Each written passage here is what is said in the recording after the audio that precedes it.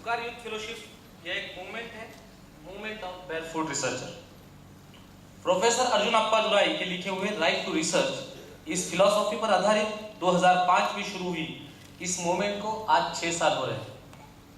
इन 6 सालों में लगभग 2000 से ज्यादा युवाओं ने रिसर्च के माध्यम से ज्ञान निर्मित की इस प्रक्रिया में हिस्सेदारी की है और इस शहर से संबंधित 200 से भी ज्यादा टॉपिक पर रिसर्च किया है। युवा द्वारा ज्ञान निर्मित की इस कल्पना को शुरुआती से लेकर आज तक सर रतन टाटा ट्रस्ट का आर्थिक सहयोग और मार्गदर्शन मिला है।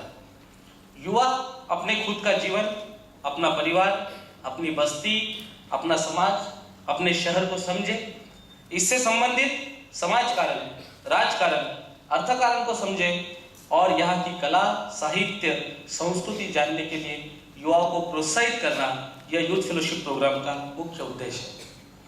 पुकार रिसर्च की इस प्रक्रिया को एक अल्टरनेटिव पेडागॉजी, पर्यायी शिक्षण व्यवस्था के रूप में देखता है। यह उपक्रम उन युवाओं के लिए है जो मौजूदा शिक्षण व्यवस्था से बाहर ढकेले गए हैं और उन युवाओं के लिए भी है जो उच्च शिक्षा ले रहे हैं लेकिन अपनी किताबों और क्लासरूम के बाहर की दुनिया जानना और समझना चाहते हैं। यूथ फेलोशिप के 1 वर्ष की इस प्रक्रिया में यह बेयरफुट रिसर्चर अपनी खुद के जीवन पर आधारित ज्ञान निर्मित के लिए प्रयास करते हैं। हम जब स्कूल और कॉलेज में पढ़ते हैं तो वहां पर पढ़ाई जाने वाली बातें एक व्यक्ति के जीवन अनुभव से आई हुई होती है। अगर हम पुकार यूथ फेलोशिप को एक अड्डा मान लें तो 400 युवाओं का जीवन अनुभव यहाँ एक दूसरे के लिए खुला होता है और एक दूसरे के लिए सीखने और सिखाने के साधन बनता है। भारत की प्रजातंत्र व्यवस्था मजबूत हो, इसमें युवा एक जिम्मेदार नागरिक की भूमिका अदा करें। हमारी समाज व्यवस्था जो पुरुष सत्ता, जाति और लिंग भेदभाव और आर्थिक विषमता पर खड़ी है, यह व्यवस्था बदलकर समानता पर आधारित समाज के निर्माण के लिए युवाओं को प्रोत्साहित करना यूथ फेलोशिप प्रोग्राम का उद्देश्य है। पुकार रिसर्च इस माध्यम का उपयोग युवा और एडवोकेसी के लिए करता है। पुकार ने संशोधन के इस काम का डेमोक्रेटाइजेशन, लोकशाहीकरण करने में पिछले 10 वर्षों में बहुत अहम भूमिका निभाई है। रिसर्च जो यूनिवर्सिटीज में सिर्फ उच्च शिक्षित वर्ग के लिए उपलब्ध था, वह रिसर्च का मौका और अनुभव सामान्य युवाओं के लिए पुकार ने उपलब्ध कराया है। पुकार यूथ फेलोशिप में रिसर्च करने के लिए उच्च शिक्षा या रिसर्च के काम का कोई पूर्वानुभव होना जरूरी नहीं माना जाता। कोई भी व्यक्ति रिसर्च कर सकता है, इस पर हमारा विश्वास है और यह बात पिछले 6 साल में आप सभी बेयरफुट रिसर्चर ने साबित की है। इन युवा ग्रुप का रिसर्च टॉपिक क्या हो, इसके बारे में पुकार का एक ही एजेंडा होता है और वह है युवा अपने जीवन से संबंधित विषय पर रिसर्च करें।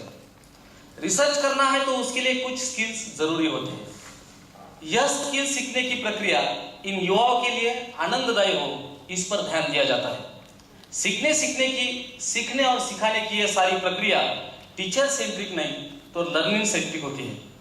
इसमें सहभागी युवा, सर्वे, इंटरव्यू, फोकस ग्रुप डिस्कशन, यह रिसर्च के ट्रेडिशनल स्किल तो सीखते ही है, इसी के साथ साथ फोटोग्राफी, मैपिंग जैसे नॉन ट्रेडिशनल स्किल भी सीखते हैं। साथ में इंफॉर्मेशन कम्युनिकेशन टेक्नोलॉजी से जुड़े internet, email, blogging, social networking का उपयोग करना भी सीखते हैं। रिसर्च के दौरान ये सारे बेयरफुट रिसर्चर कम्युनिटी इवेंट के माध्यम से अपनी कम्युनिटी और सोसाइटी से संपर्क और संवाद बनाए रखते हैं। इस वर्ष बेसिक लेवल में 31 ग्रुप काम कर रहे हैं और एडवांस लेवल में 6 ग्रुप है। एडवांस लेवल का काम पूरा रिसर्च फोकस होता है। यह ग्रुप अपने रिसर्च काम का विभिन्न नेशनल और इंटरनेशनल सेमिनार में प्रेजेंट करते हैं।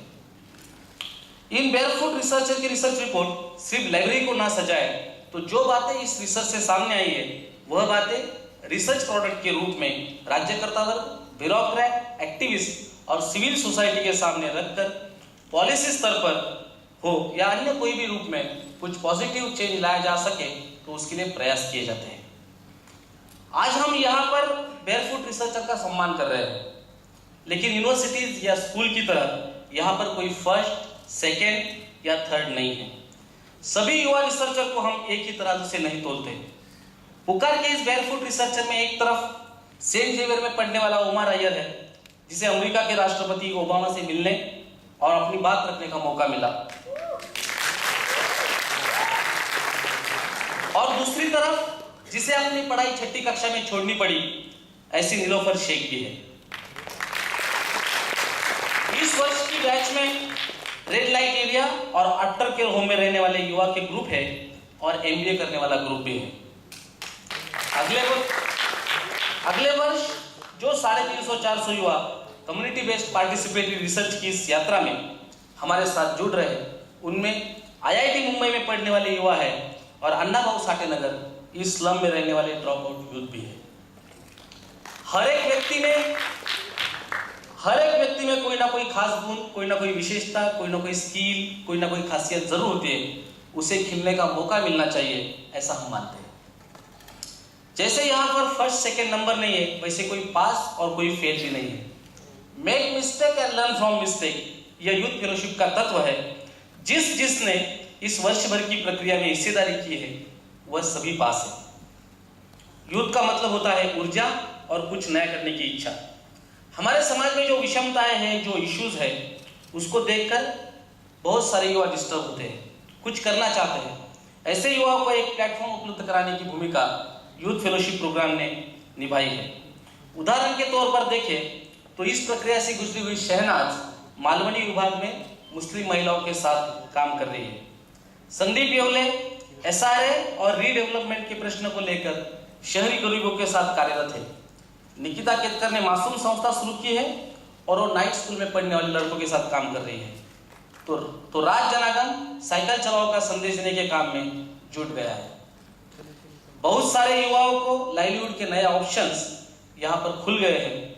आज पुकार में चलने वाले हेल्दी सिटी वेल्दी सिटी और माइथोलॉजी ऑफ मुंबई की जो प्रोजेक्ट है, उससे जुड़े रिसर्चर ये यूथ फेलोशिप प्रोग्राम से ही आए हैं। यूथ फेलोशिप प्रोग्राम के माध्यम से एक जिम्मेदार नागरिक का समुदाय निर्माण हो रहा है। संवेदनशील नेतृत्व सामने आ रहा है जो इस शहर के विकास में अपना योगदान जरूर देगा। अलग अलग धर्म, भाषा, प्रांत, ये जो इस देश की विशेषताएं हैं, उनका आदर करने वाला और स्वतंत्र, समता, धर्मनिरपेक्षता, प्रजातंत्र, इन उसूलों का व्यवहार करने वाले नागरिकों का समुदाय निर्माण की प्रक्रिया इस प्रोग्राम से हुई है। आने वाले समय में इस देश की प्रातिनिधिक प्रजातंत्र व्यवस्था में एक जिम्मेदार नागरिक के रूप में ये युवा अपनी भूमिका खूब निभाएंगे, ऐसा विश्वास है।